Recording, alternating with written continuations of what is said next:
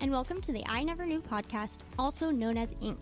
This show dives into the life experiences of people who have been through it all and have come through the other side stronger, better, and triumphant. Each story is raw, authentic, and, at times, heartbreaking. One thing joins it all together: the fact that the stories can help the listener learn and grow.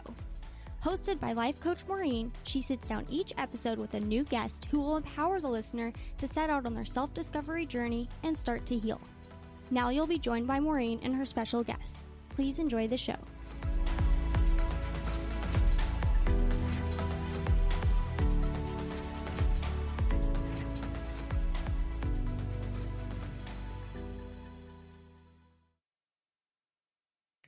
Hello, everyone, and welcome to I Never Knew podcast by life coach Maureen. Those who know me know I am a certified life coach, award-winning author, and speaker, and joyfully now a podcast host.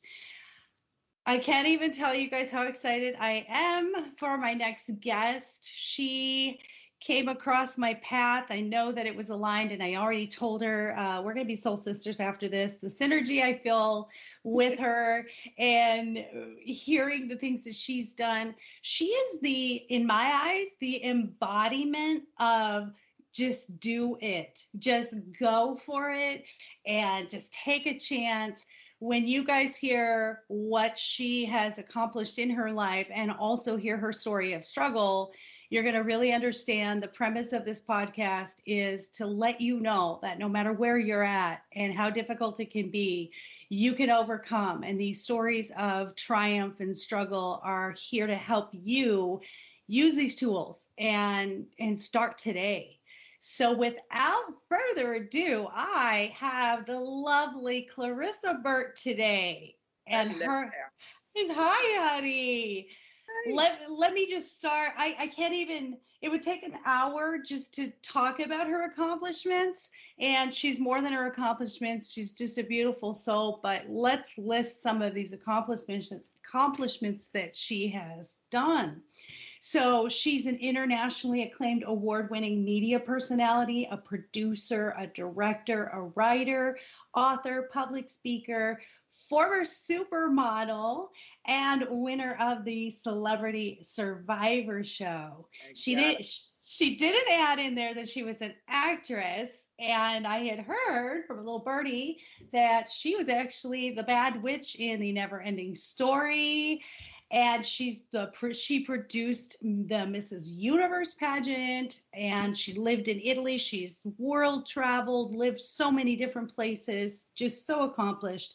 So she really is this well-rounded, very accomplished woman. She also has, get this, guys, she has been knighted by the Royal Order of Constantine the Great and Saint Helen, joining the ranks of only 350 dames worldwide. I mean, my gosh, Lady Clarissa is with me today. How is this possible? I don't know. I pinch myself too, believe me. I pinch myself and say, wow, life is, it's a fabulous place to be. She has an awesome book title, and I love this because being an author myself, trying to get that title that really tells you what this is about. And her title of her book is The Self-Esteem Regime. And everyone knows in my life coaching purpose, we got to get that self-esteem first. And we're going to hear more about her steps of how you do that and all the things she talks about in her book. So this is going to be an amazing hour. Stay with us. Make sure that you follow and subscribe. Give us an awesome review. And I'm going to give you all the places to reach out to Clarissa. ClarissaBurt.com. Very simple, easy to reach out to her. So we'll start off with that. So, Ms. Clarissa, how do I even begin? So tell us your beginnings, and I love to start with the struggle and then progress to the triumph. And one of the things we mentioned about what you never knew was some depression in childhood. So let's start off with with your childhood? Who were you? What did you notice different? Yeah, a little. As a child, I lived in Philadelphia and the surrounding areas, and home life was a little challenging, for sure. There was a lot of anger. There was some alcoholism, and it was really a very difficult place to live, as it, especially when it would turn violent. So there was a lot of, as I was moving into my teenage years, there were doctor's visits, and why was I, so upset and not upset, but, hyper. I was very hyper tense, and my stomach was always in a knot. And so they wanted to give me like upper GIs and lower GIs, and they had given me something called Librax, which back in the day was to relax my stomach. And all they, what nobody really knew was what was, the real cause was what was happening at the house. Now, by the way, I never took the stomach relaxants because I'm not, I just didn't want to take it.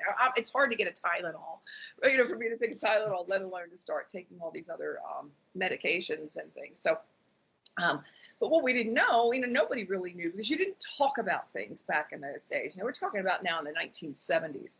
It just wasn't, or the 60s and 70s. It wasn't cool to be talking about the 60s, really, because I was born in 59. So, it was the 60s and then into the 70s. And then I graduated high school and moved on.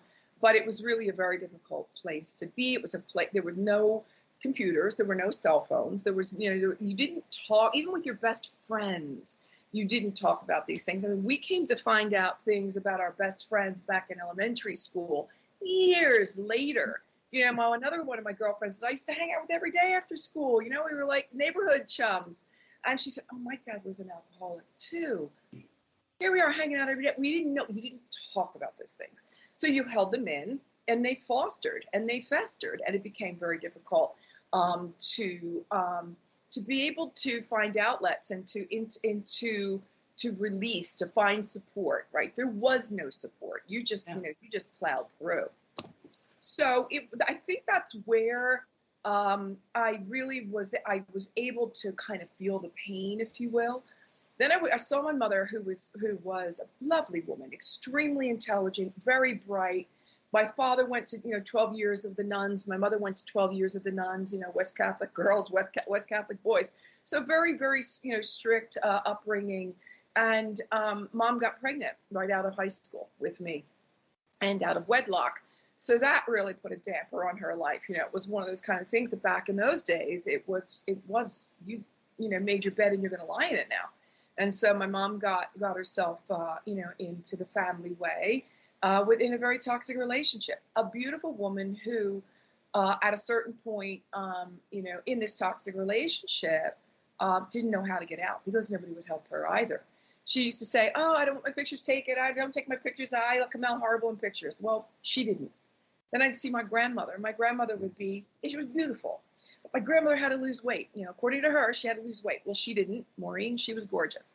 And so she takes 2 diet pills and she chokes on them and perforates her esophagus and winds up in the hospital for 6 weeks. And I thought, well, now there's another role model of mine. That was kind of silly, Grandma, because you don't need to lose the weight. Then I got out and I started modeling when I was back in the 80s. And I'm among some of the most beautiful creatures on the planet. I mean, the supermodels, the 1%. And they just, there were some of them that I would look at and wonder why they had the body dysmorphia, or they were in toxic relationships, or maybe they were doing drugs or drinking more, or they were reckless or whatever. And I realized that there was this common denominator that I wasn't really, back in the day, I couldn't put my finger on. But later on in life, I was like, you know what? There's all lack of happy self-esteem, healthy self-esteem. So this is really what prompted me to write the book, and especially in times like these.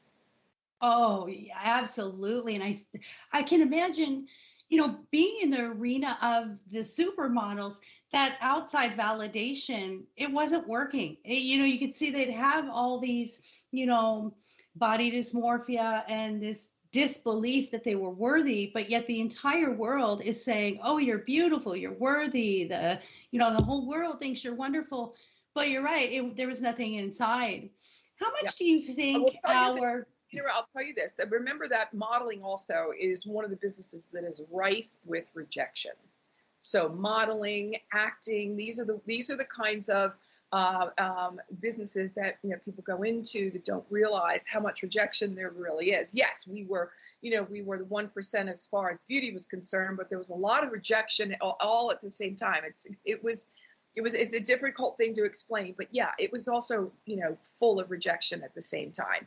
And that certainly doesn't mean they had the right, they should be treating themselves poorly. I'm just trying to explain the differences from any other kind of business that one might go into. Oh, I love that. I love that. What I'm hearing is, even though you end up with the successful moment, you can't just flip that switch from all of those years of the rejection to like, now I'm great. Now I think I'm amazing. And so it was this like process, right? It wasn't. No, it was a process. Yeah. And again, back in my day, we didn't have, again, the computers and all of it's your cell phones and all that. So it was a whole different world back then, but I loved it. I wouldn't change it for the world. Absolutely. And that's one of the premises I love about this, is that those experiences, everybody I talk to, I'll say, would you have changed anything? And everyone says, no, it made me who I am. And that is the common thread with all of us who've been through anything. I think it's just a common human thread, but I think until you're on the other side, you're not thankful for that. You don't have that gratitude, right? Absolutely. Yeah, absolutely. So yeah, I have to say, as I've been extremely lucky, but along the way, I realized that there was a bigger picture, and that I wanted to be a part of helping women, especially women and girls, find their true selves, their true power, and to understand that, many different things that are in the book, and we'll talk about that as we go. Yes. When it comes to nature versus nurture, it's interesting because I was raised by an Irish Catholic mother as well. And, you're right. We did not talk about it. We did not talk about it. I remember asking her a question at 15, and she said, I'll tell you when you're older. And I had like 3 kids, and I finally, just being snarky, called her and said, do you think I can learn about that now? And it was something I needed to know as a young girl with, sexuality or whatever. But man, they were uncomfortable talking about it. And it was, I don't know about your household. My household was, you keep all the secrets inside. You do not talk about anything that's going on.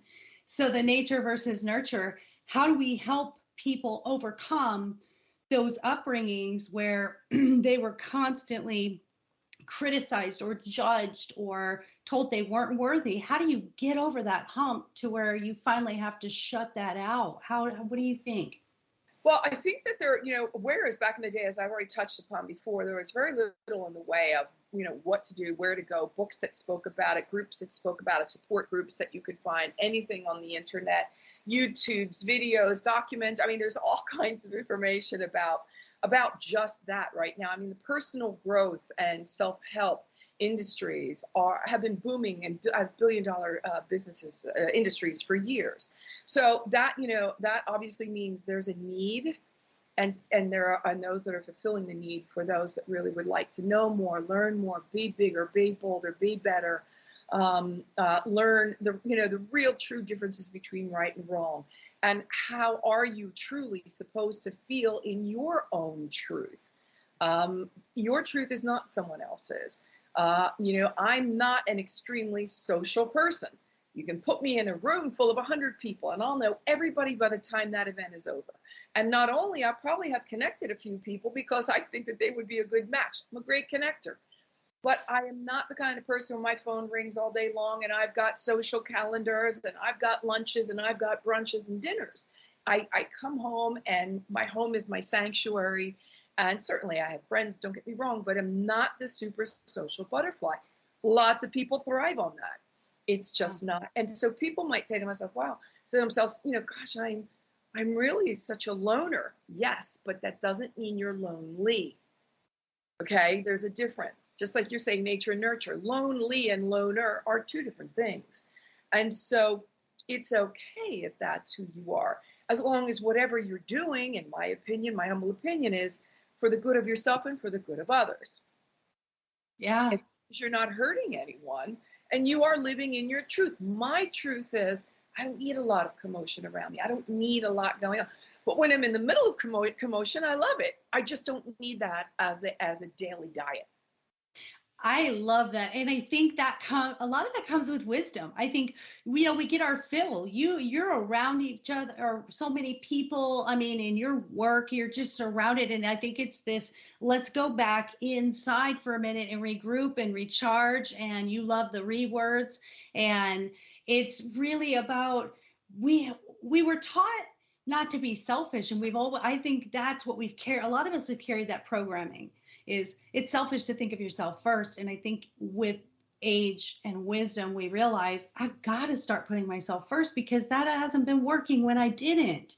So I love that. Talk to us about how do we build these self-esteem feelings to overcome? Because I always say you can't make the jump from negative to positive. You got to kind of go neutral first. So how do we find those steps to get to from A to not even B, but A to Z that help us with our self-esteem? The first thing that I like to do is I tell everybody about Self-Esteem 101, and that is never compare yourself to somebody else. And I know it's the hardest thing you're ever going to do, but it's so intrinsic. It's one of the most normal things that we do, and especially with social media, because we're taking a look at social media going, wow, she looks great, or she's so beautiful, or look at her happy relationship, or wow, she's in the Bahamas, or whatever it is, her business is killing it. And all of those things are fantastic, and we definitely want to root for those that are being successful and living their best lives, right? So that's really important. But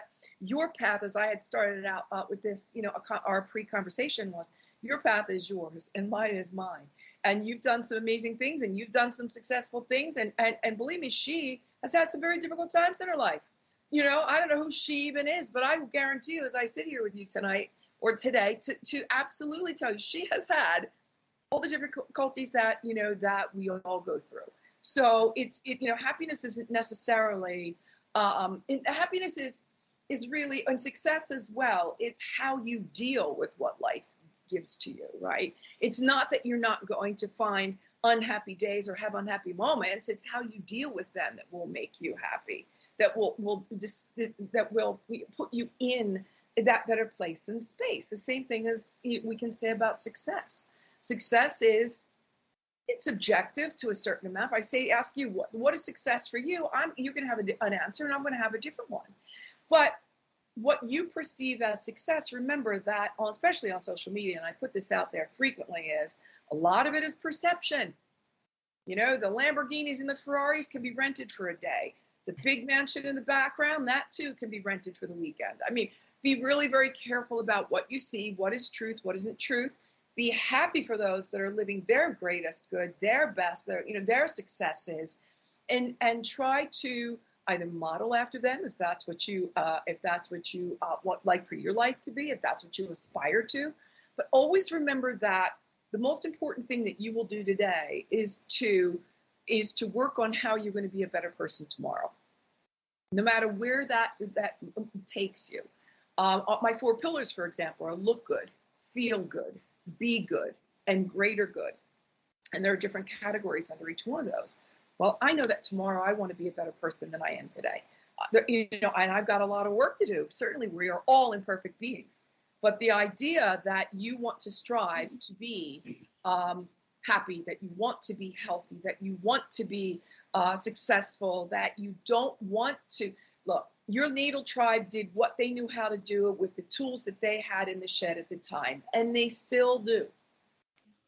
It's your job to, and I often use the phrase, stop the toxic, the toxic stops here, stops right here. And then I'm going to do everything I can to be the best person that I can be, and then I'm going to love them where they're at.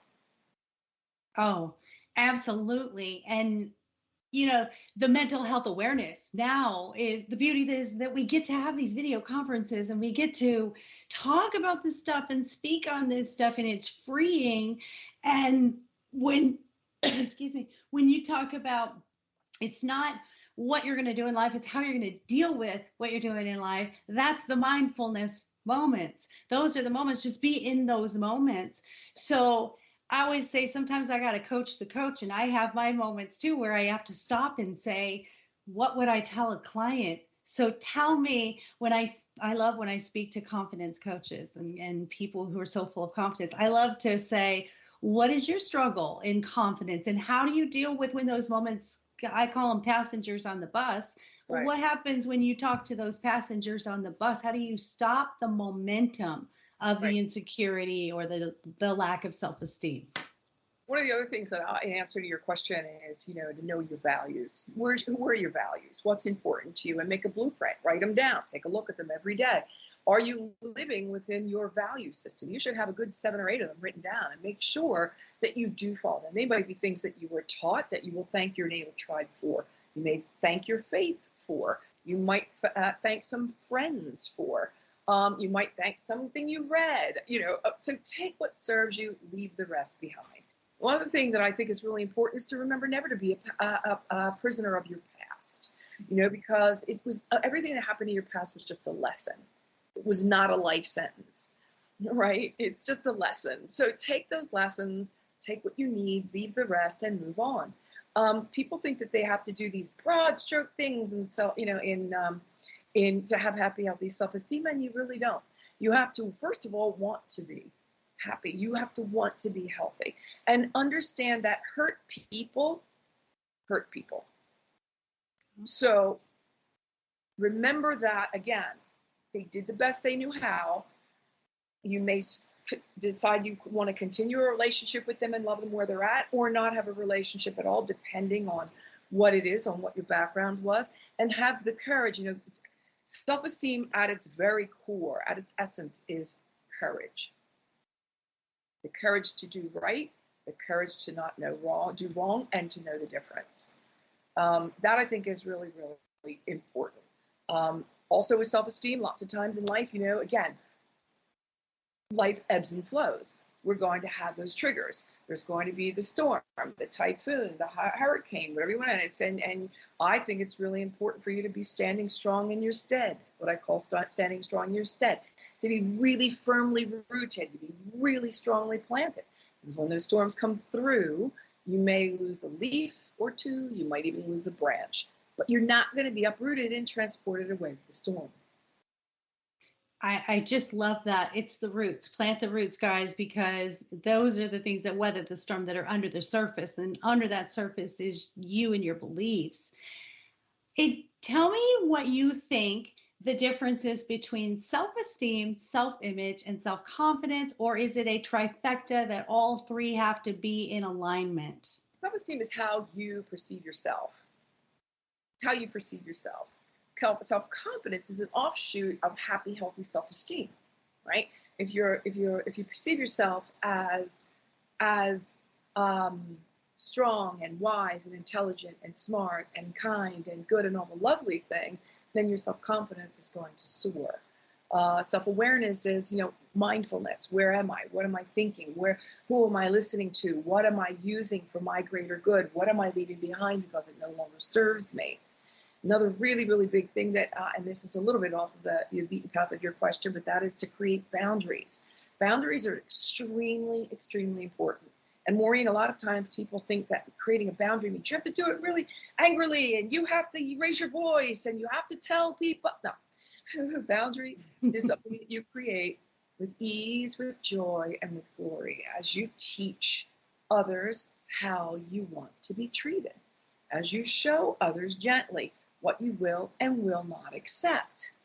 I often say, and by the way, this is something I don't say it, I've heard it, and I'd like to pass it on, and that is, if it hurts, it isn't love. If it hurts, it isn't love. I'm not saying you're in a relationship and, something happens and, oh, geez, I'm really sorry and I forgive you and all of that. That's different. But if it hurts you physically, if it hurts you mentally, if it hurts you emotionally, if you are being poorly treated, if you are feeling like you are now somebody's doormat, that's not love. That's attachment. And it's a toxic attachment. And so I urge you to get the help that you need, to find the support that you need. Find groups, find a girl. I don't care what you have to do. There's stuff all over the place, all over the internet. It will help you get away from toxic relationships. Oh, I love that. Coming from a background myself of being in a domestic abuse marriage, physically, mentally, sexually, and emotionally, it that's a very deep-seated pain, pain that is really a difficult thing to unheal. And the one thing I could say, like you're saying, is that self-esteem and that self-confidence is that first step to healing, is believing that you're worthy of something. And I echo what you say. People will treat you the way you allow, and they have no other roadmap. You're giving them a roadmap to the way they want to be treated. Confidence in its at its core, at the root of the word confidere, in Italian, and in Latin the root is trust. So it means to trust yourself. Self-confidence is the trust you have in yourself, to know that you will always do the right thing, that you will put yourself in situations that will be happy and healthy and non-toxic, that if you do find yourself in any of the above mentioned, that you will do everything you need to do to make sure that you don't pursue those kinds of relationships. And sometimes, Maureen, it's going to mean feeling very lonely. Sometimes, that they talk about the last mile. Well, the last mile is the least traveled. And the last mile is where you're going to find, it could be dark and stormy, and there might be no shelter and certainly no help at all. It's you and you against the world. And that's where you have to, again, pull out the courage, pull out the confidence, pull out the self-love, knowing that no matter what's going on around you, you are standing really strong in what is right and what is wrong for you. And I'm not saying, these are judgment calls that you have to create for you and for your own life. I've created something else that I think is really kind of fun that I like to share. And it's I like to live high. And it's an acronym, not because I do drugs. No, it's an acronym for living in honesty, integrity, in gratitude, and in honor. Oh. And I think that those four, if you can say, honestly, I live with radical honesty. I don't lie to myself. I don't lie to others. I won't do it. It's not who I am. And that in and of itself is such a self-esteem boost. Oh, it's extremely difficult, by the way. Really hard to do, but you can do this. And when you master the art of living high, you are going to feel it's a whole different world. Living in integrity. Integrity for me is the #1 word. It's everything. And I'll give a little brag if you'll allow me, and that is recently there was a personal assessment that was given out, and we had to assess the others in the group with 100 different words, and you had to choose the top 5 in these 100 that would define the other person. 4 of the 5 people that came back gave integrity as my #1. I love that. I think that, and it's hard. A lot of people, a lot of people have, and I want to, for you to understand, a lot of people have a hard time tracking and staying nearby people that live in high integrity. It's not easy to do, but it's something that I feel is so important to who I am and my self-esteem. Gratitude, obviously, we all know. We should all be living in gratitude. I don't care who you are, what you're going through. And certainly if you're going through very difficult times, these are certainly very, very trying times, and I understand that. But you will find something to be, at least one thing every day to be grateful for. Is it the food in your pantry? Is it the roof over your head? Is it the love of your family? Is it your job? Is it your health? I can make a list for you right now if you want. And then refer to that list all the time. There are people in this world that are going through literal hell with their surroundings, and I understand that. And also, you could be going through literal hell if you're living in depression and anxiety. So mentally, you must be taking care of yourself as well. And then the last one is honor. I love it when I'm referred to as a woman of honor, because loyalty, I think, is something that we kind of forgot along the way. And that is that loyalty is when you have my back behind my back. Yes. Loyalty is when I have your back behind your back. If you walk up to the water cooler, for example, and they're all trashing somebody at work, do you stand there and say, you know, guys, I know Susie Q, and that's not my experience of her, and then walk away? Or do you join in and go, you know, yeah, you're right, that's Susie Q. She kind of does dress weird, and her breath really does smell, whatever it may be, right? So who are you? You know, the greatest test is used, well, I've heard a million times, is who are you when no one else is in the room? Who are you when no one else is there to be judging you? That's your true essence. Are you living high?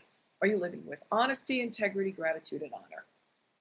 Oh, that is such an amazing acronym. I mean, that encompasses everything. So what we find, and you talked about the mirror, which is, that mirroring, and I know we're going to talk about from Hayes. I can't remember her first name.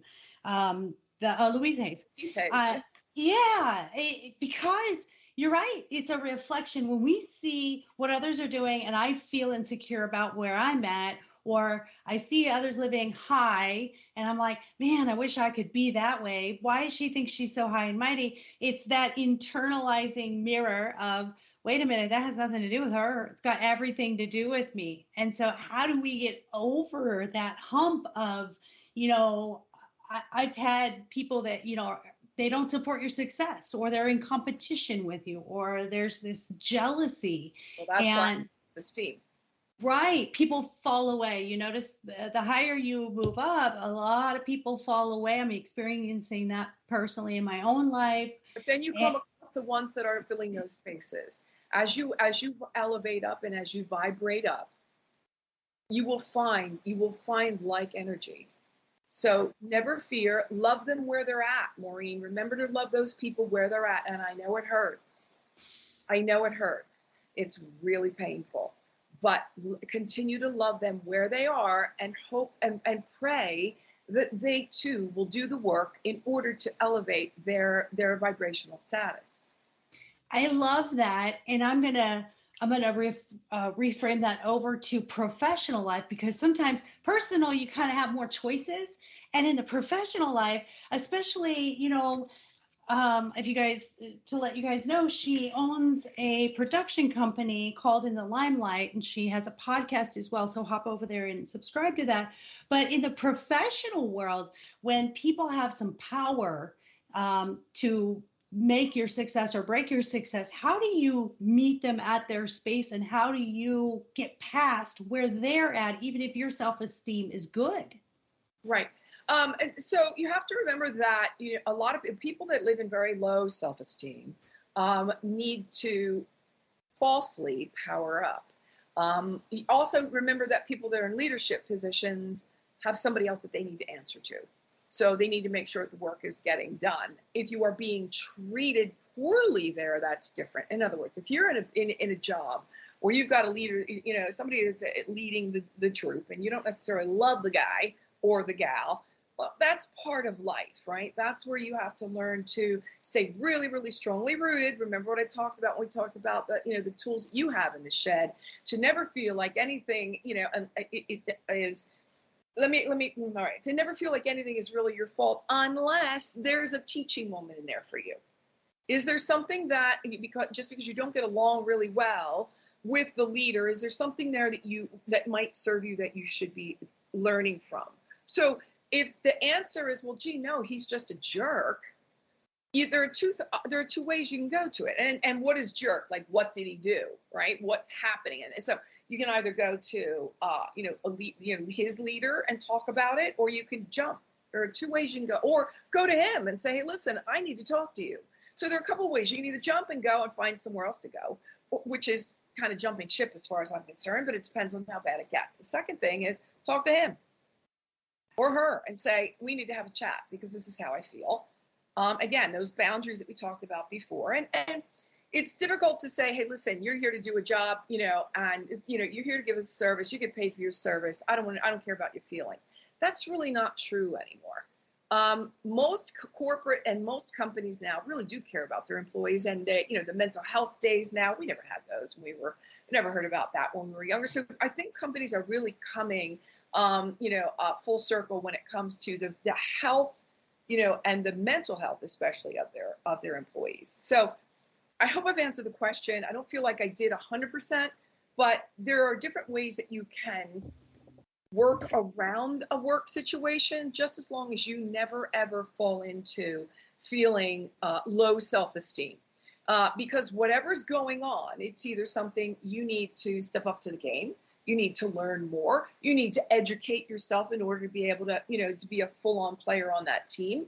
Or you're being bullied, and then bullied is a whole different, can of worms that you need to deal with in a different way. I think you answered it perfectly. And there has been this common thread throughout all of my guests and any successful overcomer. And the one thing that everyone says is, when I realized I had a choice, it changed for me. And you just said perfectly, so eloquently, you have a choice. Stay in it, confront them, or work around it, or avoid it, or stick to your boundaries. So I really think you answered that well, because I think that's the main ingredient of not being able to build self-esteem or self-confidence is, I don't think I have a choice. I think everyone around me controls me. And being a former self-sabotager codependent, I believed my life was orchestrated by what everybody else did around me in every situation around me. And then when you pull back that power and you go, hey, wait a minute, I don't have to do this anymore. I have boundaries. And like you said, it's not assertion, it's insertion of, hey, I get to choose now. And when you've been sort of mentally abused, or you've been in these toxic relationships, whether it's family, romantic, even children, you feel you owe others their happiness, and you forget you owe yourself that happiness. So something else that I'd like to interject before we're done, and that is how we often hear about I am enough, you are enough, we are enough, everybody's enough. And at the end of the day, if you take a look at the word in the dictionary, it means only as much as is required. Now, Maureen, I don't know about you, but I know about me, and I know I am so much more than is required. So be really, really careful and, again, mindful about the words that you're using and that you're choosing when you're talking to yourself and your subconscious. I am so much more than enough is what you should be saying to yourself. I am so much more than enough. Another lovely thing that I like to leave about self-esteem, and this, I can do anything. Well, okay, you can do anything, but the possibility of NASA calling me tomorrow and sending me on the moon in the next 6 months is probably pretty slim to none. If I killed myself, I might be able to. It's a real shot, right? So, be really, be mindful that you may not be able to do. I could do anything. Do anything you can to do what it is you really want to do, and then remember that you can do anything until you can't. And that means, by this, I sort of I push it back a little bit to, who is it that you might be needing to say I'm sorry to, apologizing to, asking forgiveness from, making it right? Who is it that is in your life that you would be better served, as would they, if you picked up a phone and said, I'm sorry, I love you? That tomorrow is not always guaranteed. It's not guaranteed for you, and it's not guaranteed for the person you should be calling. So self-esteem means courage. It means fortitude. It means the tools in the shed. It means doing the right thing. It means, and when you do these things, the idea that self-esteem is great when you're doing something good for someone else, but it's also really good when you're the bigger and better person. Doesn't matter anymore. Who did what, said what, it doesn't matter. Now, you cannot fix every single situation in life. You can't fix everything. There are some toxic relationships that indeed really you can forgive, but you can't forget. It's not the energy you want in your life every day, okay? But I know that there's somebody in most people's lives that if they picked up the phone and said, hey, how you doing? To both people would be served by that. So you can do anything until you can't. I love that. And I had read something my husband had sent me recently that forgiveness does not mean reconciliation. Mm-hmm. It means I forgive for me and I don't have to put myself in that situation again. And it doesn't mean I have to reconcile with you and allow you to continue doing that. If I feel my vibration with you is off, I may have outgrown that relationship. I may have, I'm vibrating at a different level and you're at a different level that you're at, and that is okay. So you said something earlier that I had to write down, and that is, if I want NASA to call me tomorrow, they may not call me, but I look at all of your accomplishments and I think you've had vision and I want to know that. Call NASA tomorrow, Maureen. I think you could. I absolutely think. Actually, I think you could be the next woman president, or the only woman president. But I feel like, so is there a difference between, because they always say envision it as you want it, which is what I always firmly do. I want to move to Hawaii, and I've got this Hawaiian music playing. I'm eating Hawaiian food, and I just got a Hawaiian tattoo. I'm not even kidding you. I have a house on my back of my laptop that's for sale in Hawaii. I mean, I'm going, you eating pineapple? You putting pineapple on your pizza too? Seriously. I'm kind of an all or nothing girl. So if I have a vision, I'm doing it. But this is a cool conversation where's the difference between, like, I can't do it this minute and I want it so bad and it's hard to wait, versus I have this vision to believe I can have whatever I want, can be, and do everything I want. How do I find a meeting place where I can still stay in peace with reality versus my vision?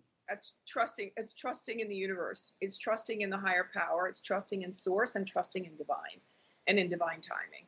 So, what you want isn't necessarily what serves you right now. So you just have to trust you and yourself in the universe that you're going to get to Hawaii and it's going to be in divine timing. And there's a reason for it that you don't know yet. It may take another week, may take 10 more years. I don't know. And I hope that you're there next week. But the idea being that, that the universe and divine source all knows, they know exactly what they're doing.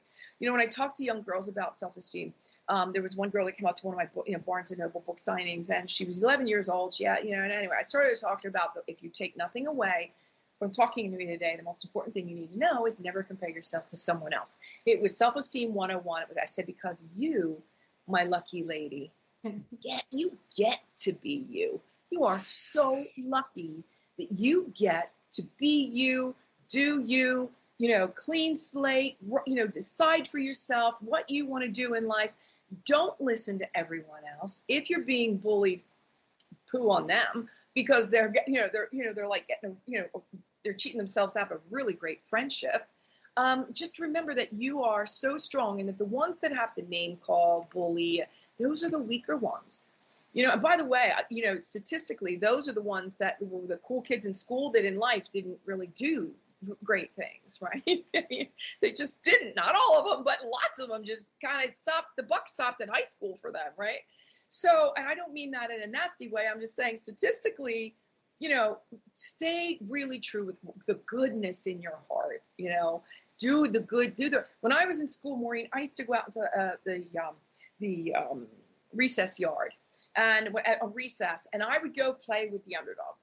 I always looked out for the one kid that was out there that nobody was talking to, nobody was playing with. He was off, or she was in a corner by themselves, really shy, certainly challenged in some other way, while all the other kids were gleefully running around and chasing a ball and hitting whatever bat with a bat, baseball thing.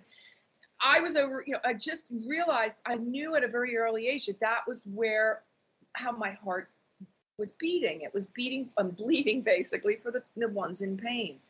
So shortly thereafter, I would go up, third grade, fourth grade. I was then at recess up at the kindergarten class to help the kindergarten teacher either grade papers or to read to the children, as they gathered around on the floor. So I already knew that I had a heart of service, and that my heart was good, and that I was kind, and that, life was going to kick me about. I've been bantered about, and certainly I'm far from perfect, don't get me wrong. But I knew that at the end of the day, what I was meant to do was what I'm doing now. And that is with my book, Self-Esteem Regime. And I call it a regime because a regime is an organized way of doing things. So I get it nicely organized for you. If you do the work that's in the book, the light at the end of the tunnel is going to become so big, so bright, so bold, so beautiful that, and again, it's going to take courage, and it's not going to be easy. But life on the other side, where the happy, healthy self-esteem lives, is such a beautiful and peaceful and loving place to be. I just love that. And I find people who are in this arena, your vibe brings your tribe. And I'm so joyful because I feel like we all knew this at a young age. I feel we are all these old souls that now get the opportunity to gather in this time space. And, knowing it from a young child, I remember, myself being like, people don't get me. My family doesn't get me. My friends don't get me. I'm so different. And back then, self-esteem was like, I'm weird. Like people don't understand me. And now the beauty is I get to say, yeah, people don't get me because I have a higher purpose. And, but then my vibe brings my tribe like you. So before I end every podcast, I always say, what is the one thing you never knew that everyone can take away today? What was the one thing that you would tell your younger self? I think that when I was younger, I knew that this was really, really important. And because I knew that, and it's about making promises, whether it be to yourself or to someone else. I think self-esteem is really important. When you make a promise to yourself, this is what I'm saying, a New Year's resolution kind of thing. Make the promise to yourself about something you're going to do for yourself, how you're going to up-level, upgrade, do something good for yourself and whatever not. And within 2 days, it's 3 days, the idea has petered out, you've let yourself down. And so it's a broken promise. And broken promises always kind of feel yucky. And so if it feels yucky when you're doing it to yourself, you can imagine what it feels like when someone else is involved, whether they're doing it to you or you're doing it to them. I think one of the most important things that I would say is say what you mean and mean what you say. Nice. Say what you mean always means that there's clear, concise communication and no gray matter. Yeah. And mean what you say. In other words, mean it. Really come from that, loving, really self-secure place. Come from that, I promise, I'm making you a promise, and I will be a person of honor when I make that promise to you. Because now I am honoring not only you, but in keeping that promise to you, I am now honoring also myself. Nice. Speaking your truth and sticking to those boundaries. I love that. And one of the things you had said also is, the importance of relationships. We're not here alone. We did not come here to be in a cave and be hermits and try to figure out life lessons without relationships. What do you think you've learned about having relationships and what it brings to your life and your self-esteem? Well, I think that first of all, relationships are, it's such a broad area, such a broad spectrum about what they are and the dynamics of relationships. How it helps you with your self-esteem is that, during your lifetime, you're going to create probably as many as you can count on one hand, good, strong, solid, non-toxic, ride or die relationships. The people that are there for you at 3 a.m, the people that you're there for at 3 a.m, no matter what, and that you understand that they are there to support you, that they truly smile when you're happy. They're happy for you. They are happy for your success. They truly, truly are your ride or die. They are honest. They live in integrity. They live in honesty. They live in all of, they live in peace. Somebody that's at peace with themselves could never be jealous of anyone for anything. So those are the relationships that I would say strive to find in your lifetime. Again, as we've said before, we've heard a million times, people come in for a reason, a season, or a lifetime. And they all serve a purpose, and that the ones that are there for a lifetime get extra special treatment. And that, I say often, my last chapter is reciprocity. So that's the give and take of the relationship. One of the most important things that you will ever do is to allow someone to give to you. Reciprocity is like, we always give. And then I sit back and bitch sometimes and go, damn, I'm always doing it. Nobody ever does anything for me, And then people came up and said, Clarissa, do you realize how hard it is to do anything for you? Because you do it all. And that really, again, for me was a teaching moment. It was, oh, wow, yeah, okay. Let me be more mindful of that. Let me ask. I will now ask, and I will be mindful that you're trying to do for me, and I don't want to, bulldoze, or I don't want to, because, we always think we can do it better than anyone else. That's not the point. The point is let someone else do for you. And the reciprocity, closing my book with reciprocity was extremely important. I love that. And I have to say, I know so many strong, independent women. And if you've come from any background where you were a codependent, it's hard to ask for help because it had been thrown back in your face when you did ask for help.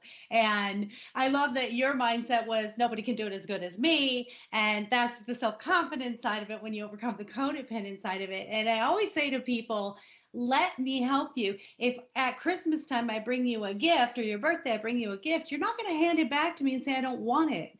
I'm handing you something I want to do. This is coming from my heart. And everybody's familiar with love languages. For me, mine's receiving gifts, and we tend to do what we love. And so I'm a gift giver. And I think the importance of figuring out other people's love languages is how you give to them. And you meet them, like you said, at their place of who likes quality time, who likes physical affection, who likes, gifts or words of affirmation. So I really, really love that you said that, and that you, like me, we can coach ourselves, and we said sometimes it's in your existence over and over because you haven't learned it. You're either learning it or you're teaching it. And if you see an experience repeating itself, you haven't gotten it yet, right?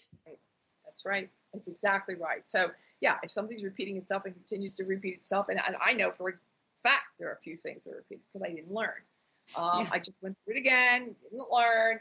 And I think this time I really did get it. This time it really kicked me, and it kicked me hard. And I went, okay, all right, I've done this 3-4 times now. And I guess I didn't, I wasn't taking it from the right angle. So I think I did learn it this time. Going back to gift giving though, for just 1 second, that is give and let it go. Don't give and expect something back. Don't give and be pissed off because you didn't get, what you felt you should, give and let it go. Because the universe has got your back there too. There's enough in this universe of good and gifts for everybody. I'd like to, kind of bring that to the fore, because otherwise it just gets ugly and it gets catty, and it's not living high. You're not living in integrity, and you're not living in honor if you're sitting around going, okay, well, my turn. You just don't.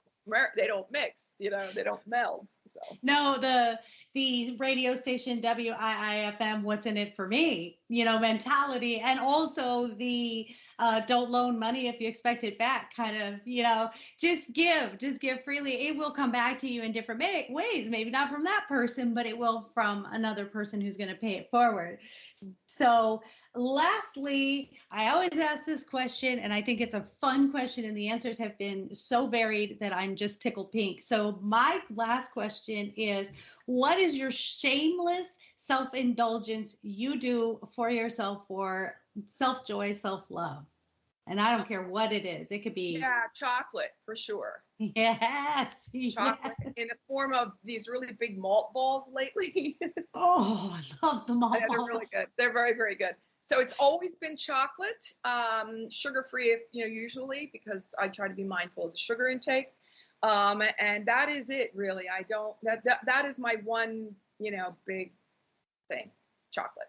I love it. I've heard so many varied things and I love it. I want people to, embrace your inner child, do something you would have done spontaneously as a child. I don't care what it is. Someone said work and I'm like, no. But then I thought, you know what?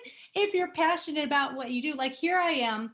And listeners, I have to tell you, Clarissa was so sweet. And she said, hey, I scheduled for 4th of July, if that's okay with you. If not, I'll reschedule. And I thought, that's not work. It's a holiday and it's just adding to my holiday to get to talk to Clarissa. So when you do what you love, you don't work another day in your life. So heck yeah, Independence Day, getting to talk to this fabulous woman. Also, I do want to note she's going to be doing a women's summit in November, which is amazing. We moved it now to March because there was, with the book, I just have been so inundated with, touring the United States at the book signings. And I've got 2 of them coming up here in the Phoenix area soon. I just don't have the exact dates yet. But the Global Women's Event, I'm trying now to look at the beginning of March for that. So it's a Global Women's Event. It's an event for, obviously, for women, but not only. That means, guys are welcome if they would like to join in. And we're going to be talking about the position and condition of women all over the globe as it relates to looking good, feeling good, being good, and living your greater good. So really exciting stuff. Every woman I've spoken to just thinks it's the greatest thing since sliced bread. And so we're going to be doing that as a webinar to begin with. If it looks like we can pull off a hybrid, then I will do hybrid here in Phoenix on that. But, we're just at hello on that event. So, but I'm very excited about that. Oh, I love that. I would love to be a part of that. I'm currently working with, I don't know if you know, Kristen White was a local news anchor, and I'm actually currently working with her, and we're doing this Rock the Stage. And so, I'm sitting here self-promoting. Sorry about that. But I'm like, anything women's events, I want to be there with you. So my speech is about learning how to be your own best friend, which I had no idea how to do. And I would have had much more self-esteem like my lovely Clarissa had I learned how to do that with my younger self. So again, it's just been an absolute joy to meet you. She is at Clarissa Burt. That's Clarissaburt.com. Please reach out to her, comment. And she has the In the Limelight podcast. So go over there and listen to her as well. Do not forget to go get her book, The Self-Esteem Regime, available Amazon, Barnes & Noble, and anywhere you can find books. I'm certain. I know she has an Audible and she has a Kindle as well. So like me, you cannot hide from us. We make it so you can't avoid us. If you want to find us, we will be found. So Clarissa, it has been just an absolute joy speaking to you. And I'm so happy you're locally here in Phoenix. And I cannot wait to have coffee one day and just chill out with you, and when it's nice and cool out, and and just hang out and laugh and have some fun. But you are a gem in this world. Thank you for all that you do to raise the vibration of this planet. And thank you for coming across my path today. Listeners, you just got a special treat today on your 4th of July. So be sure to go find my podcast wherever you listen. And obviously you found me somewhere because you're listening now, but share this with your friends. Let's blow this up. Let's make this big and bigger to spread mental health awareness and really just join together as men and women on this planet to help each other. That's what we're here for. So thank you, my love. And you have a beautiful day. Thank you so much. Yeah.